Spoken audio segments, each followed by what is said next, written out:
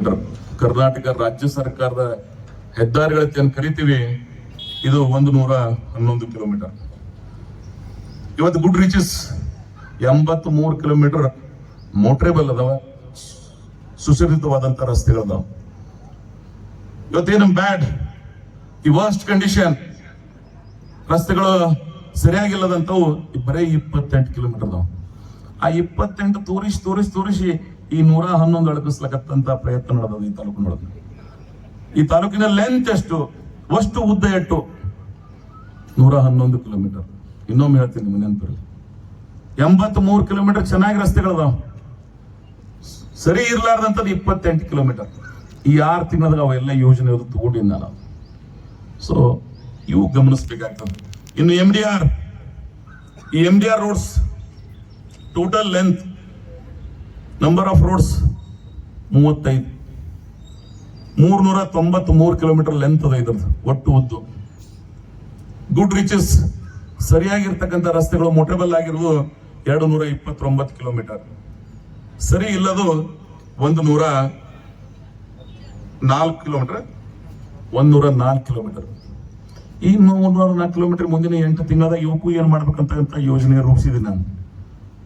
ಆಮೇಲೆ ಕೇಶವ್, ಇವತ್ತೇನ್ ನಿಮ್ ರೋಡ್ ಮಾಡ್ತಾ ಇದ್ದಿಲ್ಲ, ಇದು ಲಾಸ್ಟ್ ಸಲ ನಾ PWD ರೊಕ್ಕ ಕೊಡ್ತಿದ್ದೆ. ಇವತ್ತು 9 ಕೋಟಿ ಕೊಟ್ಟಿದ್ದೀವಿ. ಹೋದ ಸಲ ಬಂದಾಗ ಮಾಡಿ ಇಲ್ಲೇ ನಿಮ್ಮಲ್ಲೇ ಮಾಡಿದೀವಿ ನಾವು. ನಿಮ್ದೇನು ಊರಿಗೆ ಹೋಗೋ ರೋಡ್ ಇತ್ತು, ಇವತ್ತು ಹೆಂಗದಲ್ಲ, ಮೊದಲು ಹೆಂಗಿತ್ತು ನೆನಪಿರ್ಬೇಕಲ್ಲ. ರೂಗಿಗೆ ಹೋಗೋ ರೋಡ್ ಹೆಂಗಿತ್ತು ನೆನಪಿರ್ಬೇಕಲ್ಲ. ಹೆಂಗಿದ್ದು ಅಂತ ರಸ್ತೆಗಳನ್ನ ಇಲ್ಲಿ ನೆಕ್ಸ್ಟ್ ಟೈಮ್ ಕೇಶಪ್ನ ತಗೋತಾ ಇದೀವಿ ನಾವು. ಪರ್ಮನೆಂಟ್ ಸೊಲ್ಯೂಷನ್ PWD ಅವ್ರ ಕಡೆ ತಗೊಳ್ಳೋದೇ ಬೇಡ. ಟೋಲ್ ರೋಡ್ ಆಗ್ಬೇಕು, ಅವರೇ ಕಾಂಟ್ರಿಬ್ಯೂಷನ್ ಮಾಡ್ಕೋಬೇಕು, ಅವರೇ ರೋಡನ್ನ ನಿರ್ವಹಣೆ ಮಾಡ್ಬೇಕು. ಅದಕ್ಕಾಗಿ 10 ವರ್ಷ ಒಂದು ಮೇಜರ್ ಪ್ರಾಜೆಕ್ಟ್ ಅನ್ನ ಇಲ್ಲಿ ತಗೋತಾ ಇದೀವಿ ನಾವು. ಇದು 500 ಕೋಟಿ ರೂಪಾಯಿ. 115 ಕಿಲೋಮೀಟರ್ ಟೋಟಲ್ ಲೆಂತ್, ಚಡ್ಚಾಣ್, ಜಳಕಿ, ಇಂಡಿ, ಸಾಲುಟ್ಗಿ, ಆಲ್ಮೇಲ್, ಅಫ್ಜಲ್ಪುರ್, ಗಣಗಾಪುರ್. ಈ 115 ಕಿಲೋಮೀಟರ್ದಾಗ 55 ಕಿಲೋಮೀಟರ್ ಇಂಡಿ ವಿಧಾನಸಭಾ ಕ್ಷೇತ್ರಕ್ಕೆ ಬರ್ತಾವ. ಉಳಿದು 3 ವಿಧಾನಸಭಾ ಕ್ಷೇತ್ರಕ್ಕೆ 60 ಕಿಲೋಮೀಟರ್ ಬರ್ತವೆ. ಈ 55 ಕಿಲೋಮೀಟರ್ ಏನು ಇಂಡಿ ವಿಧಾನಸಭಾ ಕ್ಷೇತ್ರದ, ಅದು ಜೇವೂರ್, ಜಳಕಿ, ಅಂಜುಡ್ಗಿ, ಇಂಡಿ ರೈಲ್ವೆ ಸ್ಟೇಷನ್, ಇಂಡಿ, ಸಾಲುಟ್ಗಿ, ಸತಲಗಾಂವ್ ಕ್ರಾಸ್, ನಾದ್, ಬಿಕೆ, ನಾದ್, ಕೇಡಿ, ಮಾರ್ಸ್ದಳ್ಳಿ, ನಮ್ದೇನ ಬ್ರಿಡ್ಜ್ ಅದಲ್ಲ ನಮ್ಮ ಬಾರ್ಡರ್ ಸಿಂದಗಿ ತಾಲೂಕಿಗೆ ಹೋಗೋರಿಗೆ 55 ಕಿಲೋಮೀಟರ್. ಇವತ್ತು 500 ಕೋಟಿ ರೂಪಾಯಿ ಇದಕ್ಕೆ ಯೋಜನೆ ಇಟ್ಟಿದ್ದೀನಿ. TPR ಮಾಡ್ತಾ ಇದ್ದಾರೆ. ಇದನ್ನ ಬೇರೆ ಬ್ಯಾಂಕ್ನಿಂದ ಸಾಲ ತಗೊಂಡು ಆ ರಸ್ತೆಯನ್ನು ಮಾಡ್ತಾ ಇದೀವಿ ನಾವು. ಇದು ಪರ್ಮನೆಂಟ್ ಸೊಲ್ಯೂಷನ್. ಮುಂದಿನ 16 ವರ್ಷ 20 ವರ್ಷ ಅದ್ರ ಅವಶ್ಯಕತೆ ಇಲ್ಲ. ಹಂಗ ವಾತಾವರಣ ಒಂದು ಯೋಜನೆಯನ್ನ ರೂಪಿಸಿದೀವಿ. 2 ಇಟ್ಕೋಬೇಕು ಮನುಷ್ಯನಲ್ಲ ಯೋಜನೆಗಳು. ಒಂದು ಶಾರ್ಟ್ ಟರ್ಮ್, ಒಂದು ಲಾಂಗ್ ಟರ್ಮ್. ಒಂದು ಶಾರ್ಟ್ ಟರ್ಮ್, ಇನ್ನೊಂದು ಲಾಂಗ್ ಟರ್ಮ್. ಕಾರಣ ಏನಂದ್ರೆ ಅತಿ ಅವಶ್ಯ ಈಗ ಏನಾಗಬೇಕಾದ್ರೆ ಮುಂದೆ ಇದು ಯಾವ್ಯಾವ ರೀತಿ ಇರ್ಕೋತ ಹೋಗ್ಬೇಕಾಗತ್ತೆ. ಸೊ ಅದಕ್ಕಾಗಿ ಇವೆಲ್ಲವನ್ನ, ಈ ರಸ್ತೆಗಳ ಅಭಿವೃದ್ಧಿ ಅದು ಅಂದ್ರೆ ಅದೊಂದು ನ್ಯಾಷನಲ್ ಹೈವೇ ರೋಡ್ ನಡೆದ. ಎಲ್ಲಿಂದ ಚಿಕ್ಕಬಣೂರದಿಂದ ಅಗರ್ಕೆಡ್ ಕ್ರಾಸ್, ಕೆರೆಬೇನೂರು, ಇಂಗಳಗಿ, ಇಂಡಿ, ರೂಗಿ, ತಡವಲ್ಗ ಕ್ರಾಸ್, ತಡವಲ್ಗ ತಾಂಡ, ಅತರ್ಕ, ಪಾಕ್ಟಾನ್ ಬಾರ್ಡರ್ ವರೆಗೆ. ಆದ್ರೆ ಅದು ಯಶವಂತರೇಗೌಡ್ರಿಗೆ ಮಾಡೋಕೆ ಹೇಳ್ತಾರ. ಅದು national highway authority of India, ನನ್ನ ರೋಡ್ ಅಲ್ಲ ಅದು.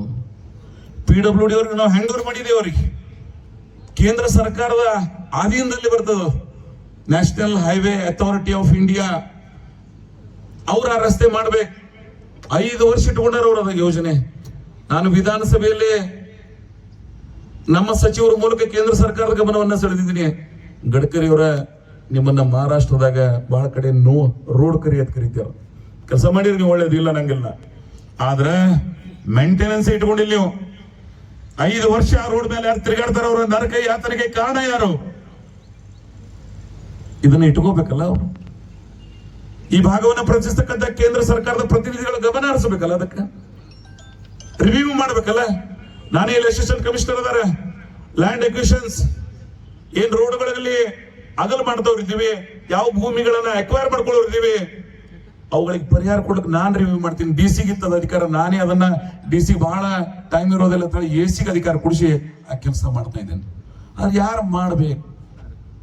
ಎಲ್ಲಾನು ಯಶವಂತರೇಗೌಡರು ಮಾಡಿದ್ರೆ ನೀವೆಲ್ಲ ಯಾಕಿದ್ರಿ ಅಂತ ನಿಮ್ ಕೆಲಸ ನೀವು ಮಾಡ್ಬೇಕಾಗ್ತದೆ.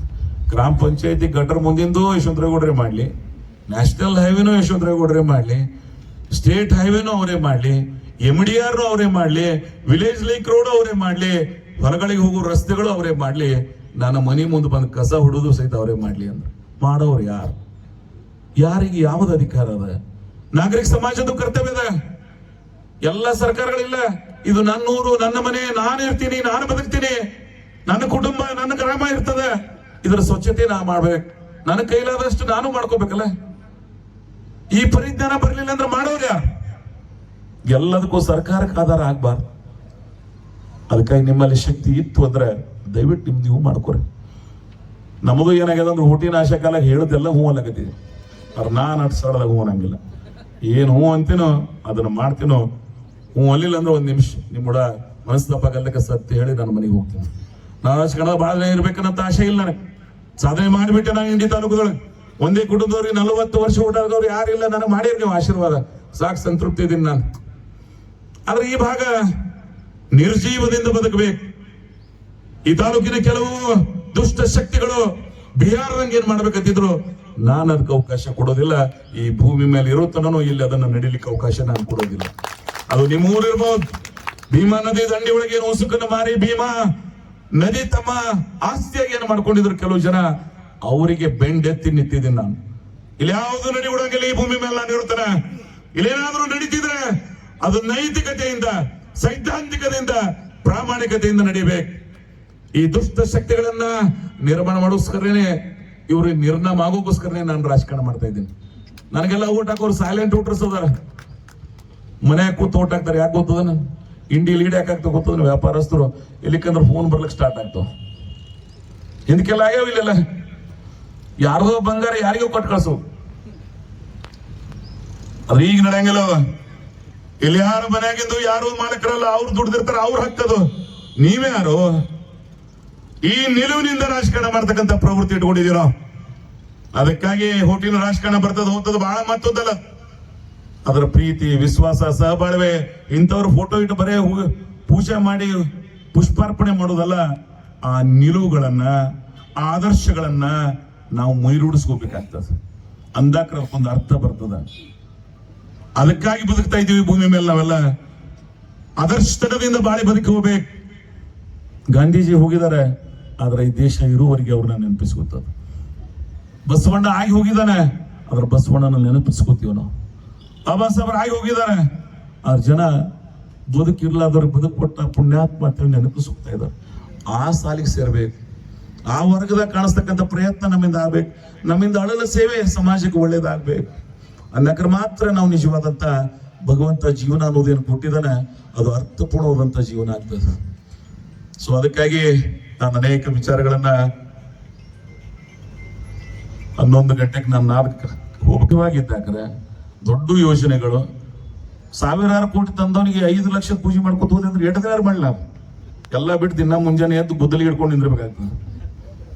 ಅದಕ್ಕೆ ಅಂತರ ಅವಶ್ಯಕತೆ ಇಲ್ಲ. ಅಂಥದಕ್ಕೆ ನೀವು ಯಾರು ಕಿವಿ ಕೊಡ್ತಕ್ಕಂಥ ಅವಶ್ಯಕತೆ ಇಲ್ಲ. ಅದಕ್ಕಾಗಿ ಈ ತಾಲೂಕ ಶಾಂತಿ, ಸಹಬಾಳ್ವೆ, ಪ್ರೀತಿ, ವಿಶ್ವಾಸ, ಅಭಿವೃದ್ಧಿ, ಎಜುಕೇಶನ್ ಈಸ್ ಶೋ ಇವತ್ತ ನನ್ನ ಮೊದಲನೇ ಆದ್ಯತೆ ಈ ಅವಧಿ ಒಳಗೆ. ಮುಂದಿನ 2 ವರ್ಷ ಈ ತಾಲೂಕಿನ ಶೈಕ್ಷಣಿಕ ಪ್ರಗತಿಗೆ ಹೊಸ ಬದಲಾವಣೆ ಮಾಡ್ತಕ್ಕಂಥ ಪ್ರಯತ್ನ ಮಾಡಿ. ಬಹಳ ಮಂದಿ ಕೇಳಿದಾರೆ, ಗೌಡ್ರು ಜಿಲ್ಲಾ ಮಾಡ್ತೀನಿ ಅಂತ ಹೇಳಿದ್ರು. ಜಿಲ್ಲಾದಾಗ ಏನ್ ಆಗ್ಬೇಕಾಗಿಲ್ಲ, ಜಿಲ್ಲಾ ಮಾಡ್ಕೊಂಡವ್ರು ಜಿಲ್ಲಾದಾಗ ಇದ್ದವ್ರು ಏನ್ ಮಾಡಿಲ್ಲಲ್ಲ. ಜಿಲ್ಲಾ ಇರ್ಲಾರ್ದೇ ಇಂಡಿಗೆ ತರ್ತಕ್ಕಂಥ ಪ್ರಯತ್ನ ನಾನು ಮಾಡ್ತಾ ಇದ್ದೀನಿ. GTTC ಕಾಲೇಜ್ ಇರ್ಬೋದು, ಲೇಬರ್ ರೆಸಿಡೆನ್ಷಿಯಲ್ ಸ್ಕೂಲ್ ಇರ್ಬೋದು, ಈ ಕೆಶಪ್ ರೋಡ್ಗಳಿರ್ಬೋದು, ಒಂದು ರಾಜ್ಯ ಮಟ್ಟದ ಅಭಿವೃದ್ಧಿ ಮಂಡಳಿ ಆಗಿರ್ಬೋದು, ನಗರಸಭೆಗಳಾಗಿರ್ಬೋದು, ಮಾಸ್ಟರ್ ಪ್ಲಾನ್ ಇಂಪ್ಲಿಮೆಂಟ್ ಆಗಿರ್ಬೋದು. ನಾನು ಹೇಳದೆ ಅಂದ್ರೆ ಒಂದು ಪಟ್ಟಿ ಮಾಡಿ ಹೇಳ್ತೇನೆ. ಜಿಲ್ಲಾ ಕೇಂದ್ರದಾಗ ಏನ್ ಆಗ್ಬೇಕಾಯ್ತು ಅದನ್ನ ತಾಲೂಕಾ ಕೇಂದ್ರದಾಗ ಮಾಡಿ 24/7 ಆಗಿರ್ಬೋದು.